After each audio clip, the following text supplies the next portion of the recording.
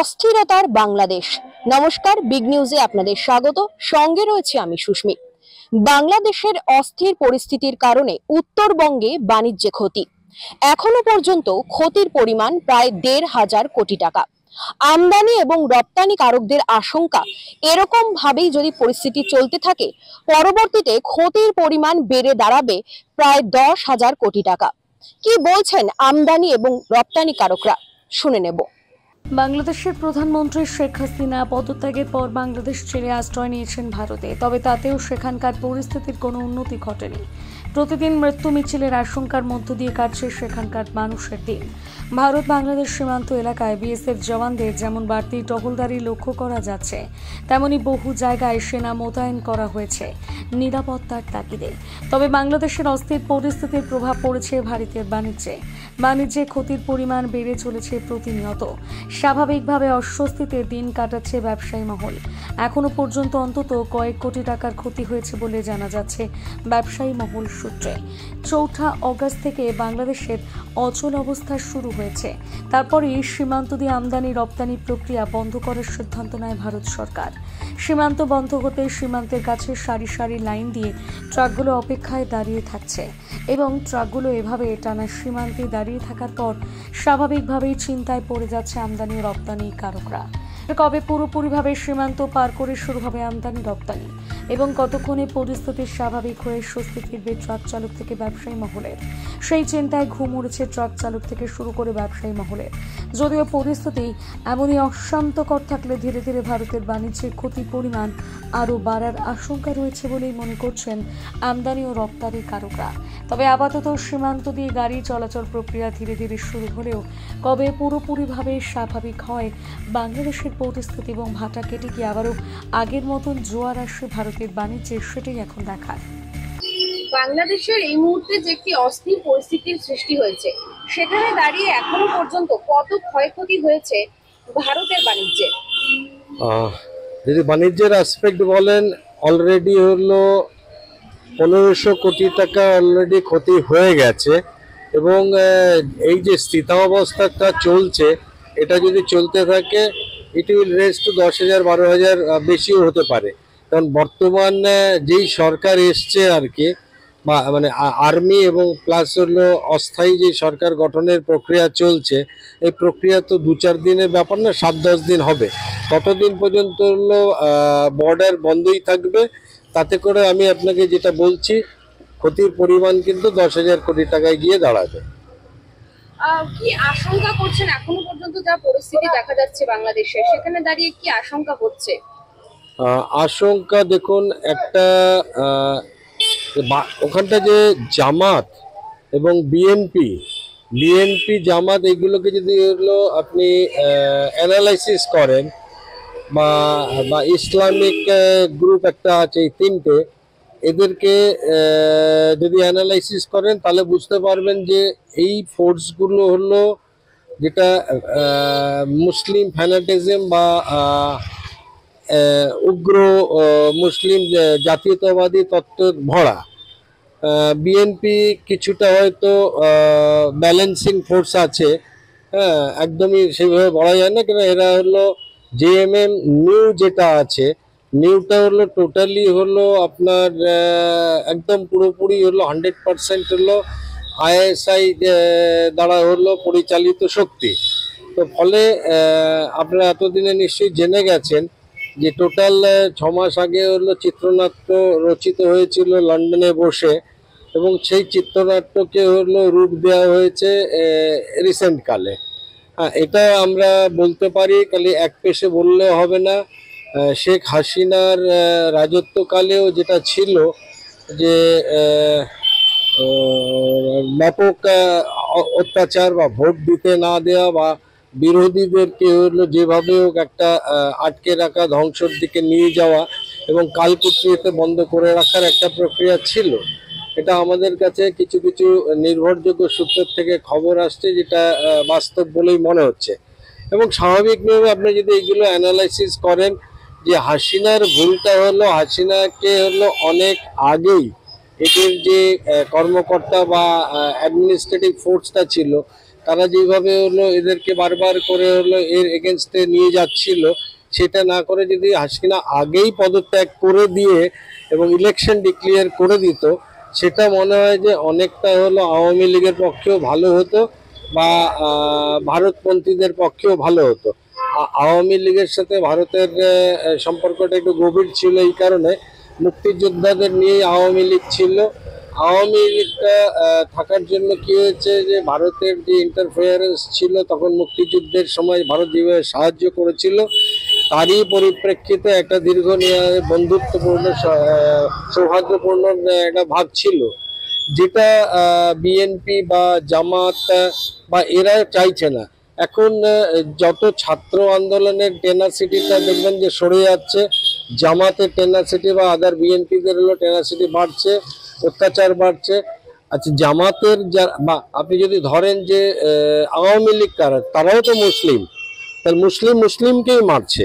খালি আমি যদি বলবো হিন্দু বা মুসলিম তা নয়, তাহলে হিন্দুদের উপরে আপনি যদি দেখেন গত 16 বছরের হাসিনার যদি রাজত্বকাল দেখেন, তাহলে দেখবেন যে হলো আমাদের 16% থেকে কমতে কমতে 7%-এ চলে আসলো হিন্দুর সংখ্যা ওখানটায়।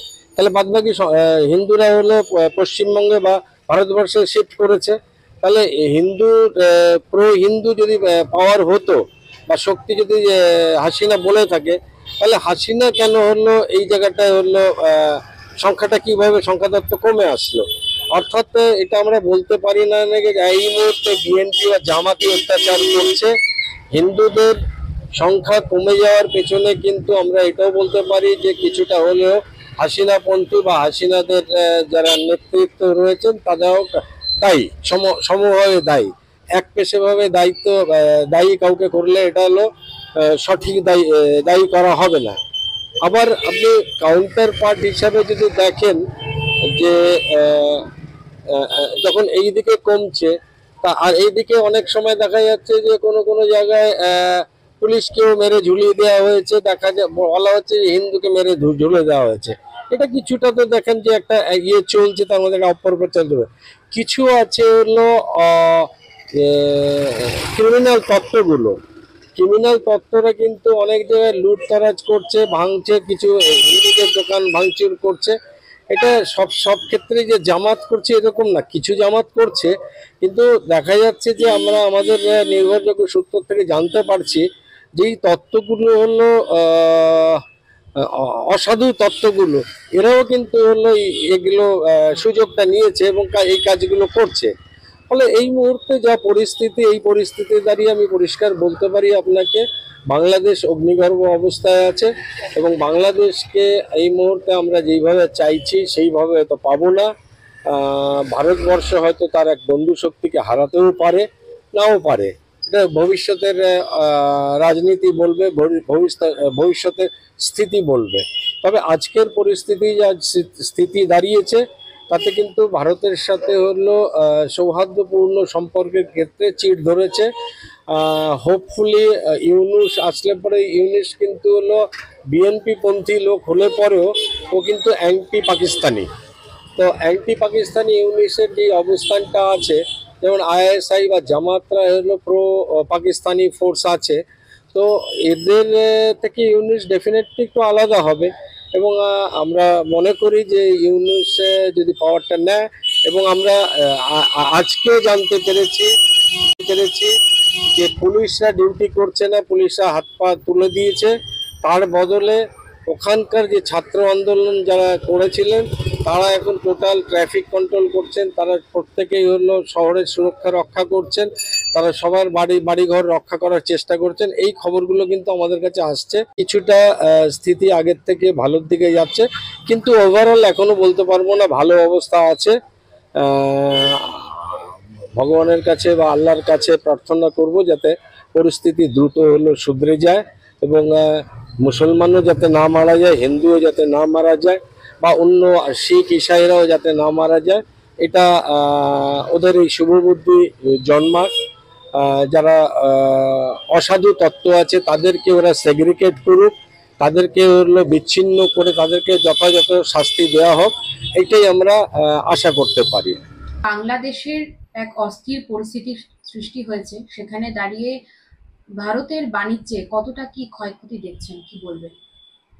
এই যে এজিটেশন যেটা আন্দোলন চলছে এটা দীর্ঘ 1 মাস ধরে চলছে, যার মধ্যে 10 দিন আগে বন্ধ ছিল, 10 দিনের মতন বন্ধ ছিল, তারপরে এই মাঝখানে বন্ধ হয়ে 2 দিন বন্ধ হয়ে গেল, আজকে খুলেছে।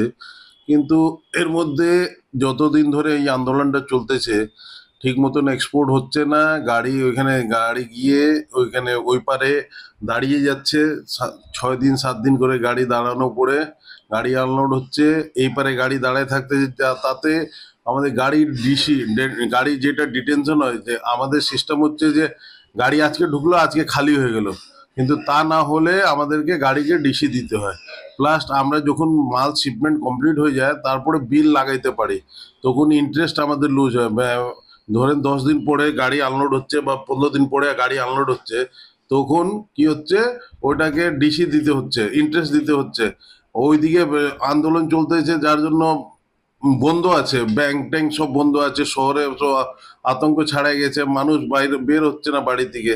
তাতে কি হচ্ছে যে ব্যাংক থেকে বিল যেটা আসার কথা ওটা আসতেছে না, টাইমে মাল শিপমেন্ট হচ্ছে না, যে আমাদের বায়ার আছে ও মার্কেটিং করতে পারতে, এতে অনেক ক্ষতি হয়েছে, মানে ইম্পোর্ট এক্সপোর্ট বিজনেস অনেক ক্ষতি হয়েছে। এর মধ্যে আমার মনে হয় যে 20 কোটি টাকার উপরেই ক্ষতি হবে সব বর্ডার মিলিয়ে এই কয়েকদিন মধ্যে। আর ট্রানজ্যাকশন তো 100 কোটি টাকার উপরে, যে আমাদের ডলার আসতো 100 কোটি টাকার উপরে, একটা আন্দাজ ফিগার বলছি যে এত বড় ট্রানজ্যাকশনের এখন ক্ষতি হয়েছে আমাদের। এখনো পর্যন্ত যা পরিস্থিতি, এখনো কিন্তু অশান্তকর বাংলাদেশ। কি বলবেন, কি আশা রাখছেন? আমি তো আশা রাখছি যে তাড়াতাড়ি বাংলাদেশ ঠিক হোক আর শান্তি হোক, যে ব্যবসা আবার আরম্ভ হোক, আর তাড়াতাড়ি করে এখন বাংলাদেশ সুষ্ঠুভাবে চলুক, যে ব্যবসা আমরা ঠিক মতন করতে পারি। ব্যবসায়ী হিসাবে আমরা তো এটাই আশা করি যে দুই দেশই ঠিক মতন ব্যবসা করে আর ঠিক মতন আমরা ব্যবসা করতে শান্তিভাবে ব্যবসা করি। আপনার নাম, পরিচয়? আমি বৃজকিশোর প্রসাদ, নর্থ বেঙ্গল এক্সপোর্টেশনের সেক্রেটারি। বাংলাদেশের অস্থির পরিস্থিতির কিছুটা প্রভাব উত্তরবঙ্গে। কি সেই প্রভাব? উত্তরবঙ্গের বাণিজ্যে প্রভাব।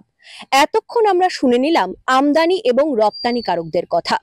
তারা যেমনটা বলছেন, বাংলাদেশের অস্থির পরিস্থিতির জেরে উত্তরবঙ্গের বাণিজ্যে বেশ কিছুটা ক্ষয়ক্ষতি হয়ে গিয়েছে এবং এরকম পরিস্থিতি চলতে থাকলে ক্ষতির পরিমাণ আরো বাড়বে। পাশাপাশি তারা আশা রাখছেন খুব দ্রুত যাতে বাংলাদেশের পরিস্থিতি স্বাভাবিক হয় এবং আগের জায়গায় যাতে ফিরে আসে বাণিজ্য।